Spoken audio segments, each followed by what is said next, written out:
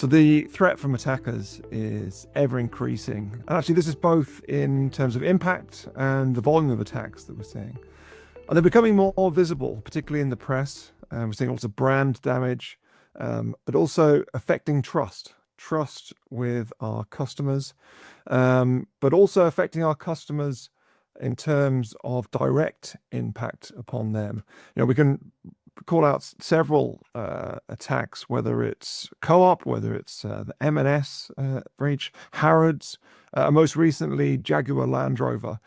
Each of these are directly affecting the customers, partly through their ability to shop and procure products from each, but also in many of those attacks, the release of personal data, which is obviously quite a big threat. Again, that just goes back to damaging brand, damaging trust. And the nature of these attacks has very much evolved. We've seen this in the spate of those retail attacks that I mentioned, and as I say, also in Jaguar Land Rover. And these are all interlinked through attacker groups, working loosely together as a collective. And in the case of Jaguar Land Rover, we're seeing scattered Lapsus Hunter, so scattered spider group crossed with the Lapsus group, crossed with shiny Hunter group. So we're seeing that as that loose collective rather than being a specific set of attackers. And they're working together, sharing knowledge, sharing techniques, tactics. And actually, in a lot of these attacks we've seen, so take Harrods, for example, Jaguar Land Rover, we've seen this is not the first attack that has occurred. Now, some of them have slight differences, but what is common across many attacks is that there are more than one attack, which we can link that together with is it the initial foothold that's being shared on their back doors being left in environments, that eradication not being fully completed, which is obviously a very important part of incident response. And these impactful attacks are targeting people within that organization, rather than just targeting individual systems.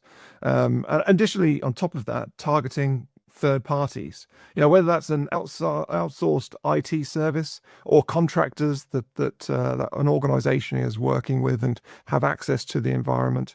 And so now really your security posture is only as good as your end users, and only as good as the security posture of our third parties.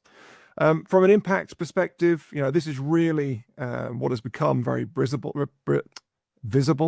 Whether the breach has been successfully responded to or not, in most cases we're still seeing an element of downtime and impact.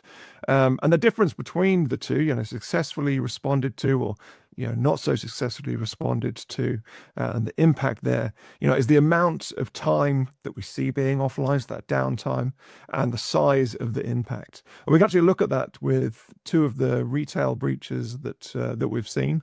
So if we look at Co-op Group, they are purportedly, one of the good examples of responding. Yes, they had personal data and customer data exfiltrated from the organization, but they discovered the attack before the ransom had really been executed, before they were locked out of systems, and they took that proactive step to pull the plug on the internet, to remove themselves, which instantly removed attacker access, so they could work methodically through their environment to be able to ensure that threat was fully eradicated. So that had a few weeks impact, and actually their downstream third parties, the ones that they supplied, had a knock-on effect that probably spread over that 2-week period, but they weren't down for weeks and months on end, which is obviously very different to Marks and Spencer's. I'm sure there's a multitude of different reasons,